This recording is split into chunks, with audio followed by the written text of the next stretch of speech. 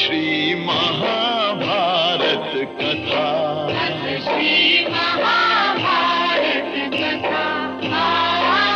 महाभारत कथा।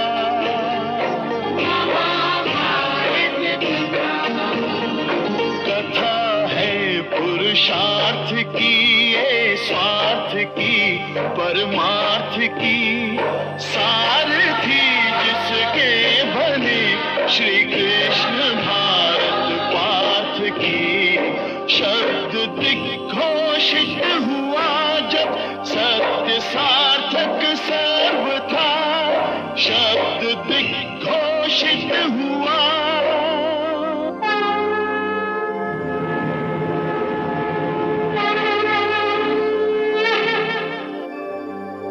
यदा यदा हि धर्मस्य ग्लानिर्भवति भारत,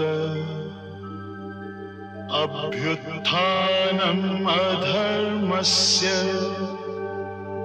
तदात्मानं सृजाम्यहम्, परित्राणाय साधूनां, विनाशाय च दुष्कृतां, धर्म संस्थापनार्थाय संभवामि युगे युगे।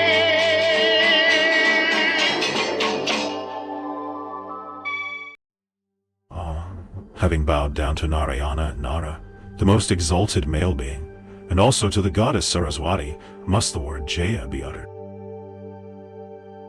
Ugrasrava, the son of Lomaharshana, surnamed Soti, well versed in the Puranas, bending with humility, one day approached the great sages of rigid vows, sitting at their ease, who had attended the 12 years sacrifice of Sonaka, surnamed Kulapati, in the forest of Namisha. Those ascetics, wishing to hear his wonderful narrations, presently began to address him, who had thus arrived at that recluse abode of the inhabitants of the forest of Namisha. Having been entertained with due respect by those holy men, he saluted those munis, sages, with joined palms, even all of them, and inquired about the progress of their asceticism. Then, all the ascetics being again seated, the son of Lomaharshana humbly occupied the seat that was assigned to him. Seeing that he was comfortably seated, and recovered from fatigue, one of the rishis beginning the conversation asked him, "Whence comest thou, O lotus-eyed Sati? And where hast thou spent the time? Tell me, who asked thee in detail?" Accomplished in speech, Sati, thus questioned, gave in the midst of that big assemblage of contemplative munis a full and proper answer in words consonant with their mode of life.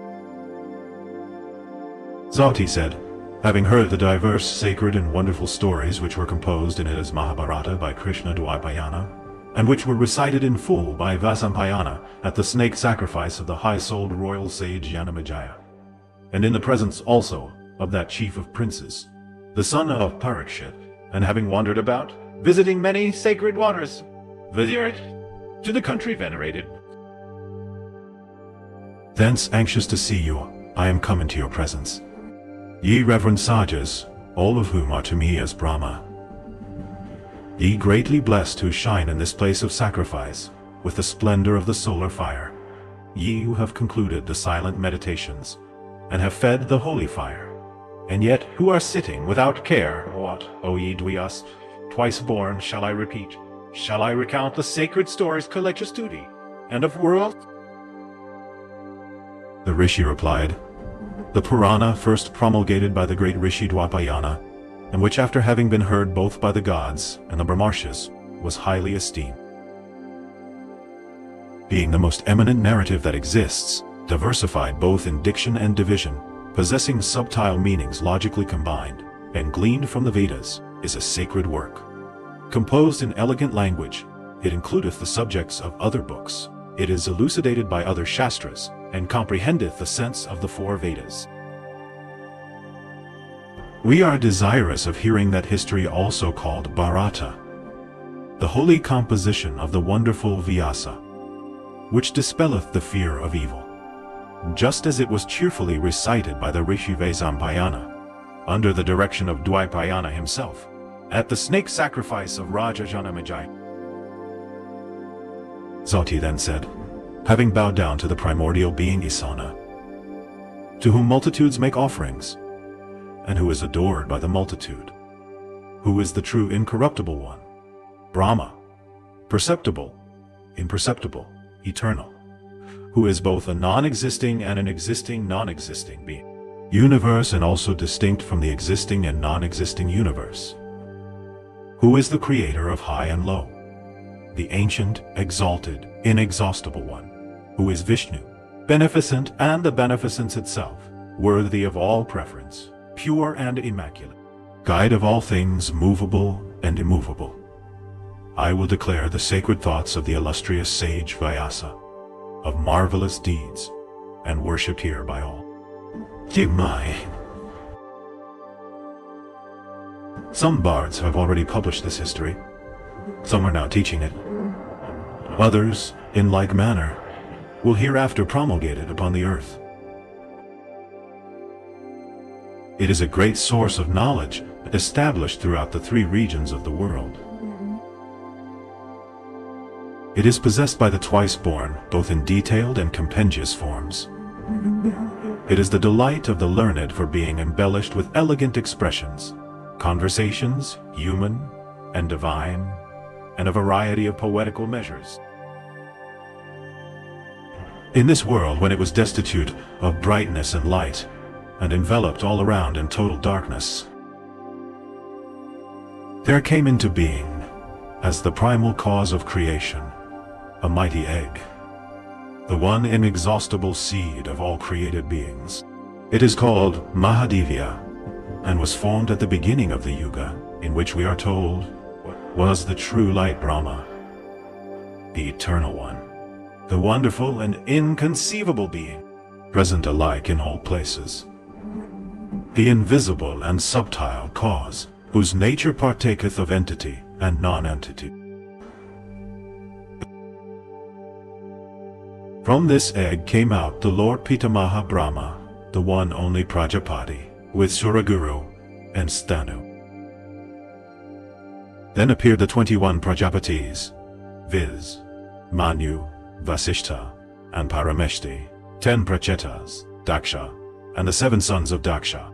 Then appeared the man of inconceivable nature, whom all the rishis know, and so the Visvideva, the Adityas, the Vasus, and the twin Aswin, the Yakshas, the Thi, Sadyas, the Pisachas, the Goyakas, and the Petris. After these were produced the wise and most holy Brahmashas, and the numerous Rajarshis, distinguished by every noble quality. So the water, the heavens, the earth, the air, the sky, the points of the heavens, the years, the seasons, the months, the fortnights, called Pakshas, with day and night in due succession. And thus were produced all things which are known to mankind.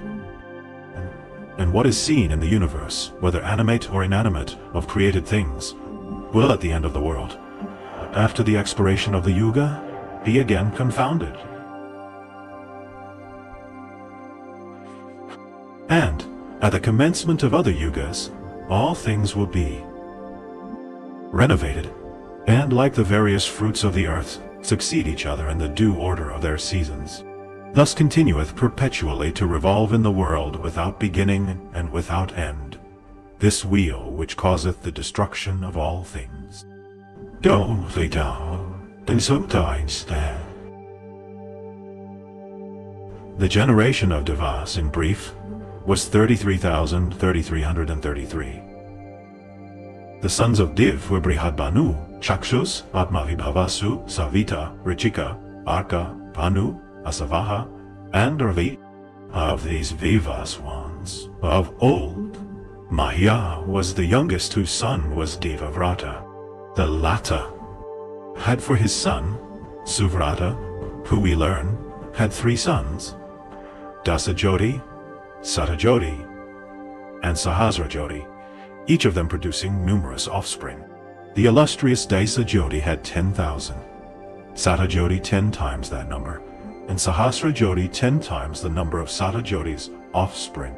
From these are descended the family of the Kurus, of the Yadus, and of Bharata, the family of Yayati, of all the Rajarshis. Numerous also were the generations produced, and very abundant were the creatures and their places of abode. The mystery which is threefold, the Vedas, Yoga, and Vijnana, Dharma, Artha, and Kama, also various books upon the subject of Dharma, Artha, and Kama, also rules for the conduct of mankind, also histories and discourses with various shrutis, all of which having been seen by the Rishi Vyasa, are here in due order mentioned as a specimen of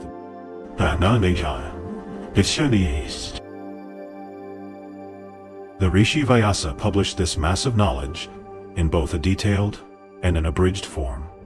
It is the wish of the learned in the world to possess the details and the abridgment. Some read the Bharata beginning with the initial mantra, invocation, others with the story of Astika, others with Uparichara, while some Brahmanas study the whole. Men of learning display their various knowledge of the institutes in commenting on the composition. Some are skillful in explaining it, while others in remembering its content.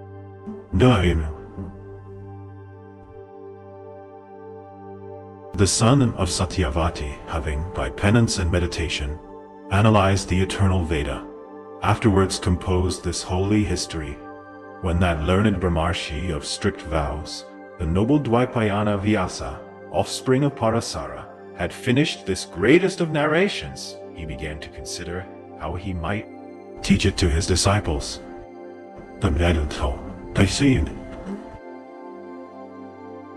And the possessor of the 6 attributes, Brahma, the world's preceptor, knowing of the anxiety of the Rishi Dvaipayana, came in person to the place where the latter was, for gratifying the saint and benefiting the people. And when Vyasa, surrounded by all the tribes of Munis, saw him, he was surprised, and standing with joined palms, he bowed and ordered a seat to be brought.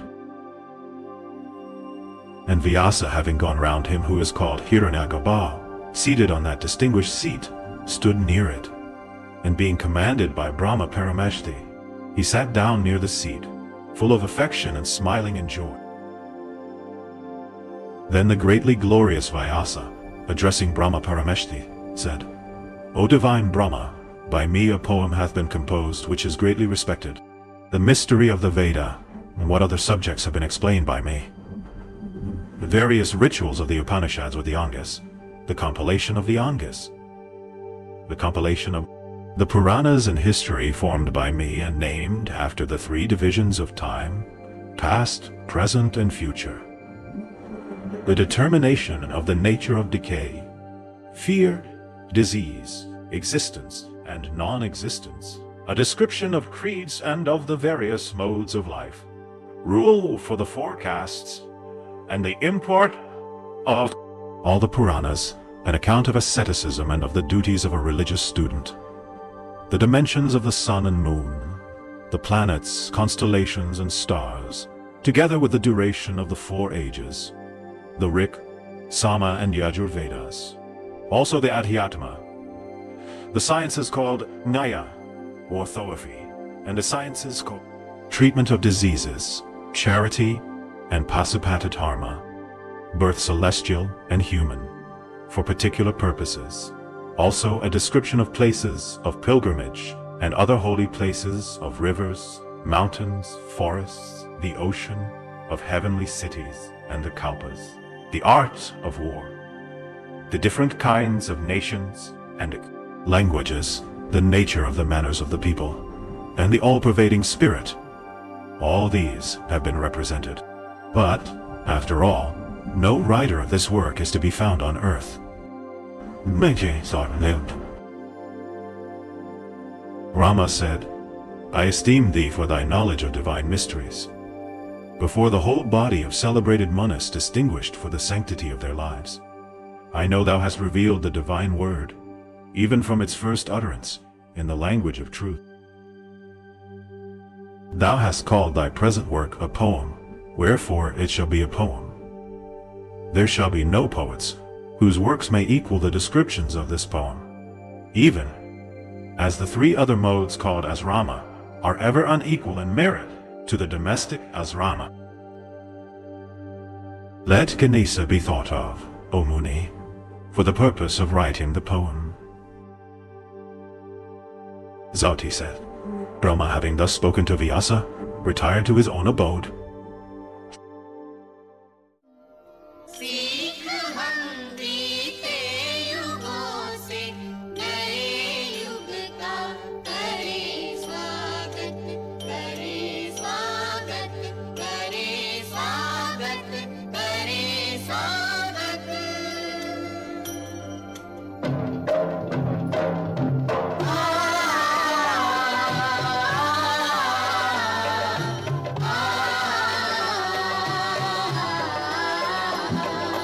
Bharat की है